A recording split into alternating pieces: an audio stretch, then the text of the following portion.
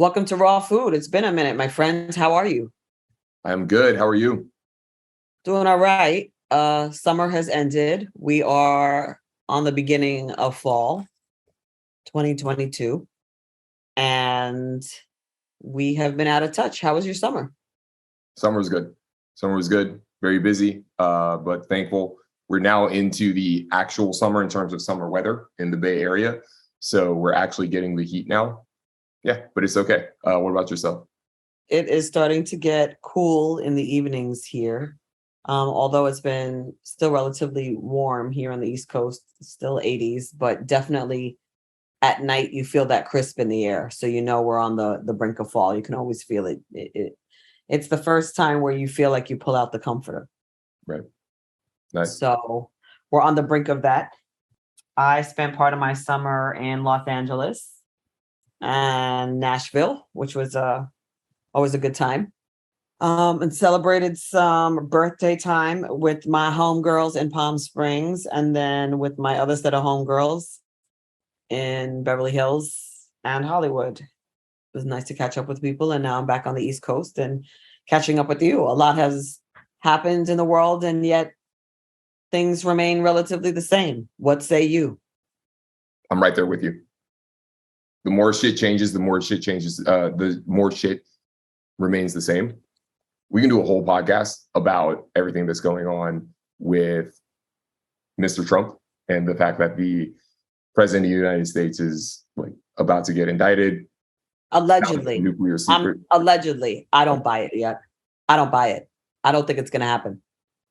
It's probably smart to keep that perspective. Who knows? Yeah. Maybe we'll get a nice, pleasant surprise. But again, I don't think it's about him. I think it's about the role he held as president. I think there was a protection around that role that they don't want to compromise for the sake of nailing one man. That's my perspective on it. I can see it. Let's do a whole episode on that. We did have in our overall media diet, we did see a new Woodstock documentary come out. I think in alignment with, the 20-year anniversary or so, maybe 22, 23-year anniversary of Woodstock 99. And this is the now second major Woodstock documentary to hit the streaming platforms. So we've been able to check out both of them. And I would really love to get your perspective after having seen both of them, because you were there. I was there. I was there with three other friends, my girlfriends, Crystal and Kristen, and one of them was dating a guy named John. And at the time, I think the tickets were $200 around, which was a lot of money for us back then. And my friend's boyfriend bought the tickets for all of us because he was like, A, you girls are a lot of fun. And B, if I was ever going to go to something like that and spend that type of money, you girls are the ones to do it with. And having watched the documentary, first of all, it was amazing going down that memory lane, just thinking about seeing all those artists and all those bands. It was really an unbelievable experience. And I did agree. You knew you were part of something historical when you were there. You could just feel it. This was pre-Coachella. This is pre-Bottle Rock. This is Lilith Fair. This was, for us, up to that point, the largest concert ever. And not only that, the lineup was genuine. Like, the lineup are still people who are pulling full crowds now, not people who are trendy. There are people who have managed to keep a career going and have multi-generational fans from that lineup that are still like, I just went to see Rage Against the Machine again the other day. I just went to see Bush again the other day. I went to see Alice in Chains, who, by the way, the lead singer is a African-American artist. I mean, this lineup was unreal, and we could not wait to get there. It was worth it. Was it as savage as those videos showed? Yes. And at one point, everybody thought that they were going to die there. You couldn't not think that. And because this is pre-cell phones, if you lost your friends, good luck finding them again. Like, there were no polls to be like, here's your tent, here's your this. Like, so we had to make sure that no matter what, we did not lose each other. And there was at least 200,000 people there. Maybe 100,000 paid to get in. But once the fences came down, it was open game. And that place was on fire. I would say the majority of the people were there to see Korn. Limp Bizkit tore that place down. I mean, they were unreal live. As well as, seeing Sheryl Crow, seeing Jewel, like all of these interesting artists were there, and it was very much worth going. But you did think at one point you may die. You couldn't bring anything in. You couldn't bring any water in. You couldn't bring anything in. So you were forced to buy everything inside. And to some degree, yeah, we brought money, but nobody brought money thinking water was going to be $20 at one point because they ran out and people just started price gouging. So, everybody rioted and everything broke down and it was sheer anarchy. And there was music playing in the background, and you knew you were part of history, and you hoped you lived to tell the tale. We were sick for weeks after, from the water, from the shit mud that everybody was running around in. I mean, you couldn't just like get out. I mean, you're in the middle of nowhere. Interesting. But the lineup and the bands were unreal, and it is one of the best things I've ever done. It was still one of the best decisions I've ever made with going to that. Walk us through coming in that first day. They took your water and your food and whatever alcohol you brought. Well, we brought our alcohol in Listerine bottles and dyed it green. We were getting our alcohol in. It was everything else we couldn't get in. Because current festivals, if it's a camping festival, you can bring your food, you can bring your water, it's with you in your tent. They're not searching your car for that, but they actually. Well, I think they learned their lesson from Woodstock. Interesting. Don't try that again. Don't tell everybody they can't get in, and then with food and drinks, and then inside run out of supplies and then price gouge. You're forcing anarchy. And at a certain point, you don't even have anything on you. I mean, you're running around in like bathing suits and shorts. It's not like you're running around with your wallet and debit cards. And it wasn't like that back then. It was just basically, you had what you had. And if you ran out of that, that was it. All you got into it was alcohol and drugs. Was the whole thing cash The only? whole place was drunk and high. The whole entire crowd. What's amazing is how much damage they were allowed to cause with minimal reaction from law enforcement. I mean, there was fires burning everywhere. They tore down equipment everywhere. They tore down artwork. It was after Limp Bizkit turned that crowd out, literally people were like unconscious. Like the back tents where people were dehydrated, people were collapsing from hunger, dehydration, or ODing. It was madness. It was sheer madness. It's surprising more people didn't die. Tell you the truth. And I wasn't surprised about women getting raped. I'm glad we had a guy with us. I felt safer having at least a guy with us getting through that crowd, because I would say that crowd was 8-1 men. 8-1? It felt like it. Quick question. Was it cash only? And so they were gouging you also with the ATMs and the ATM fees on top of that? I think this is even pre like ATMs. I don't even remember ATMs. I remember just having cash. Okay. We should have on my friends that went one time, because they'd remember more, because I did more drugs than they did. But they will remember more the experience and how like you were more excited than you'd have ever been in your life, and you were also completely terrified at the same time, because it was sheer hedonism. Like people were naked, like everybody was on drugs. You were like trapped with 200,000 people. And once you got to a certain section, you couldn't just like get out. They couldn't just be like, excuse me, I'd like to get out of this aisle. It was 200,000 people pressing towards the stage. So once you got into that wave of people, you weren't getting out of there for hours. Even if you tried to it took you hours to get out of there. And good luck remembering where your tent was. So we could not lose each other, because if you lost each other, it's going to take you hours to find each other. And there wasn't a designated place like find your friends, unless you and your friends organized a meetup point. There wasn't a designated thing. Interesting. Right. But good luck after the fences went down and another 100,000 people came in without tickets and just threw down tents everywhere. They didn't cover that in the documentary. What they were, the security was so outnumbered. They could not have predicted that this many people would have just like rushed this thing. There had to be close to 250,000 people at this. Imagine a concert of 250,000 people just out camping. So there was not enough security to do anything. And there was not enough lights. Like at nighttime, there were certain sections that were just dark. And people are high. Mm-hmm. I mean, fucking high. What was like the drug, or what were the main kind of drugs? Acid, X, weed, Special K, coke, drunk, and then combine it all. And then stand outside and listen to music for 36 hours in the heat. Now, here's the thing. Everything you just mentioned happens at Burning Man, but they do it without people getting raped and without a riot. And, you still have women running around naked. You know what I mean? It's still hot. Right. It's a right. bit of So why was it so savage? Well, I don't know what the demographic makeup of Burning Man is, but I'll say the makeup of that Woodstock concert was overwhelmingly young white boys. Yeah. Groups of them. And at least with Burning Man, you can bring you bring your own water. If you're out of water, someone will help you. It's a lot more communal, like we are here to share this space and take care of everybody type of thing. There's definitely not a price gouging. We're going to charge you $20 for water because people ran out of water situation. Right. And when you say clarification, when you say $20 for water, you're talking about a regular ass small water bottle.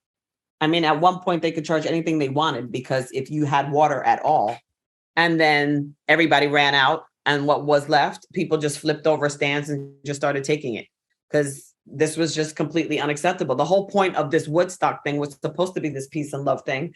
And then you get there and they're like, $10 for everything. And you're like, wait a minute, what happened to the peace and love? And again, I don't think people would have been insulted if water was $1 or if water was, like we get it. We understand that we live in a capitalistic society, but Jesus Christ, don't make us dump 3 days worth of water and food so that we can go inside and you not have enough security to keep off the extra 100,000 people that came in here, took the supplies that were supposed to be accessible to us who paid tickets in the first place, and then price gouge to make up for that. It was just wrong on so many levels. So I understand the frustration, and I understand why a lot of those guys burnt that place down. Was it cool? No. Was there a reason for it? Yes. I've got a lightning round of questions that I want to get through just to talk more about your experience. Let's do it. What performance was the most fun for you? Limp Bizkit and Rage. Word. And that was the same night? Korn was pretty sick too. What performance was the worst experience? I can't say. The lineup was unreal. There was Jewel, there was Sheryl Crow, there was Willie Nelson, there was James Brown. I mean, they were all amazing. There was Bush. It was amazing. I can't say there was anything bad. The lineup was just unreal, and I'll never see a lineup like that again in my lifetime. And if there is, it's already been done. Yeah. Let me flip that then. What performance do you feel brought out the worst behavior in people? Limp Bizkit. Yeah. Both documentaries tend to blame Limp Bizkit. It's not Limp Bizkit's fault. Limp Bizkit was a product of their time, and their time was angry white boys. I mean, this is where white boys are starting to realize that they're not all going to get the golden ticket, and they're not going to get the chocolate factory. They're realizing that their parents' marriages are on the brink of divorce. They realize that two parents have to work to have a semi-decent lifestyle. They're realizing, a lot of what we've been told growing up is all bullshit. I mean, we were the generation to really start having a reckoning and start questioning, our parents and the way society was going. Like, if the golden ticket was the golden ticket, how come it didn't feel like gold once you touched it? And I think Limp Bizkit was a reflection of where at least white boys were at, which was unhappy and angry, right? This is the generation of latchkey kids. This is the first generation of kids who are literally coming home to an empty house. Both parents are working now. Both parents are working. This is the era of unprecedented amount of divorces, right? Like, it went from 2 out of 10 marriages being divorced, and by the 80s and 90s, 6 out of 10 marriages are ending in divorce. So these are kids who are coming home to no parents for one reason or another. And they're pissed, they've got jobs. It doesn't pay that much. They're trying to figure out how to get out into the world and be on their own. But, also there's a sort of a kink in the armor of what wealth looks like. I mean, this is like they said in the documentary, this is the Clinton scandal right now. Like there's kind of like sex on mainstream TV. There's inappropriate behavior within power structures on mainstream TV. If the president's acting inappropriately with an intern, are you really shocked a bunch of drunk white boys are acting inappropriately at an open concert for 3 days in tents after water and food ran out and they've been on drugs for, 72 hours? Interesting. What's imitating what? Kids are imitating adults, right? How about we act better? We'd probably see better results from them. Mm-hmm. But somehow we expect kids to have a higher emotional intelligence than we do. It's a very good point. The second documentary, the one that most recently came out, is called Trainwreck on Netflix. Mm-hmm. In that one, they made sure to show the graffiti that specifically said "down with profit stock." Did you hear people specifically using that term, profit stock? Mm-hmm. Yeah, I think that this is the era where we're transitioning right from the non-digital to the digital age. This generation has 1 foot pre-technology and 1 foot post-technology. Mm-hmm. And we're understanding things on a faster level, on a different level, and we're questioning whether or not capitalism is really working, and for who. And I think surprisingly, mainstream white boys were questioning it, which was sort of unprecedented. I mean, I think that's the precursor to how, the Trump administration, reached a presidency at all. Interesting. Very interesting. Yeah, the idea that Woodstock's supposed to be about peace and love, and by the time you get midway through Woodstock 99, people are calling it profit stock, and everyone's spray painting that everywhere because they know they're being price gouged. They know they're being taken advantage of. They're recognizing it and they're saying it's bullshit. That's why I believe the managers of the whole thing could have stopped this train wreck, aptly named train wreck, from happening once they saw people spray painting profit stock. Once they heard people calling it profit stock, y'all should have said, fuck trying to make a profit on this. We need to make sure we don't have people dying. But it depends on what type of contracts they have, right? Like, I don't know what type of contracts the vendors had with the people who threw the event. Like, they could be independent contractors, meaning the people who threw the event may not have any jurisdiction over how vendors run their particular unit. So just because I hire you to sell food here doesn't mean I, as the concert promoter or the mayor of the town, doesn't mean I have any control over how you run your business as it functions at my event. I'm just basically allowing you space. That's a good point. To run your business, right? Like, if I let McDonald's open up a stand there, I can't tell McDonald's, don't sell Big Macs. I want you to, they're still going to do what they do. We just make an agreement that you can do what you do here. So again, I don't know what those contracts look like, but I'm not clear that there was jurisdiction for the concert promoters over whether or not they could control what vendors were doing at their particular, stores.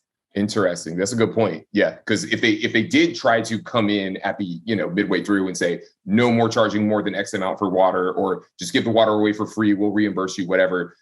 You have a lawsuit for breach of contract on your desk by the time the festival's over. And everyone was vastly unprepared for how many people was going to show up to this. No one was prepared. No one. How did you handle the water shortage with your group? We were dehydrated and I fainted at one point and ended up in the tent with the medic and had to get an IV. We had made it all the way up to the front, and I can't remember if it was Red Hot Chili Peppers, but we had finally made it all the way up to the front. But we were so dehydrated. I mean, I think we hadn't had a drop of water in maybe 12 hours, and it was 100 degrees outside. And we were drunk and stoned and high and everything else. I mean, I always feel like my friends and I, we all had a role in our kind of how we handled going out. My girlfriend Crystal was super pretty, so she always got us in. I'm the one that kept us in, and my girlfriend Kristen kind of always made sure we made it out alive. So she was the one that when I fainted, was able to wave down security. They literally tossed me over this banister that separated the audience from the stage. and carried me like hands and legs down to the medic's office where there were like hundreds of people also dehydrated and hungry. I mean, people ran out of money. People ran out of food. People hadn't eaten in like days. Supplies were gone within like a day and a half. And no one was allowed to bring anything in. And now you have no supplies. Right. And that's what I like was pointed out in the first one, Music Box on HBO Max. That one really made it very clear that you were seized when you walked in and forced to throw this shit out. Yeah. The only thing you were allowed to bring in was alcohol and drugs. And then you wonder why a riot happened. Yeah. I mean, there's a reason we had 14 bottles of Listerine and no food. Oh my God. So you survived on alcohol and drugs for 3 days, basically. Basically. And then we were sick for like 3 months afterwards. That's the part that was left out of both documentaries. Talk about that. Yeah, I think one girl in one of the documentaries, actually the one on Netflix, she said that she had like sores on her face, sores inside her mouth, like it's almost like getting like dysentery. You get sick from the water, you get sick from the porta potties overflowed. Everything, water, porta potties, piss, everything ran together. And then at one point, people were so fucked up and high that they were sliding in the mud, thinking that this was like a mudslide. Meanwhile, like you're sliding in like 100,000 people's shit. Right. People were sick for weeks. I mean, we had a cold for weeks. And when we did our first talk about Woodstock, you mentioned that people, even if you weren't sliding around in that mud / sewage, by the time you went back into the concert area, people are rubbing up against you. So even if you stayed out of it, it got on you somehow. There were no showers at a certain point. And the water was coming from like the unsanitized area. So you just stopped showering because you were going to get hepatitis. Yeah. That was also a thing I noticed. It seemed like the place where they had the showers, the place where they had the porta potties, and the one place where they had some free-ish water that was just like, like not even really sanitized tap water was all right next to each other. And so so once people started fucking with those hoses or they just got destroyed or whatever, it makes sense. It's understandable that yes, the water that's supposed to be potable got infected, got, infested, whatever you want to say. It got dirty because it's right next to the fucking porta potty and the showers are right there. Yes. Why would you have those things so close? They were ill prepared for the volume of people that showed up to this event. Your porta potty should be a football field and a half, at least, away from where the drinking water is. So at one point, the porta potties overflowed, the showers were not working, and there was no fresh water. So you basically just survived on alcohol and drugs. Goodness. After being in the sun all day at 100-degree heat for 3 days. Yeah. And honestly, I'm surprised like more people didn't kill each other. Right. And the Music Box documentary talked about how there were like, I think 5 deaths and then 5 or so ish rapes. So those are just the ones that were reported. There were several more blatant sexual assaults of women getting groped and stuff like that. Trainwreck, the Netflix documentary, didn't mention any of the deaths. Yeah. They wanted to downplay that part because that just, ignites lawsuits, but there had to be. I mean, I was very happy that we had a guy with us. There were definitely moments that we were like, I do not want to be a woman alone, stoned, drunk, lost from my friends here. You could have been raped at any moment and no one would hear anything. It was so loud. There were so many people. There were so many bodies pressed against each other that you could have been dragged off into a tent somewhere. No one would have heard anything. It was a nonstop music all day, all night. And then at night was a rave. I mean, this was one of the sickest events I've ever experienced in my life. But I'm genuinely surprised that we made it out of there without being raped or killed. And I genuinely think that partly because we had a guy with us and we did not separate. Word. Knowing what you know, would you go through it again? Hell yeah.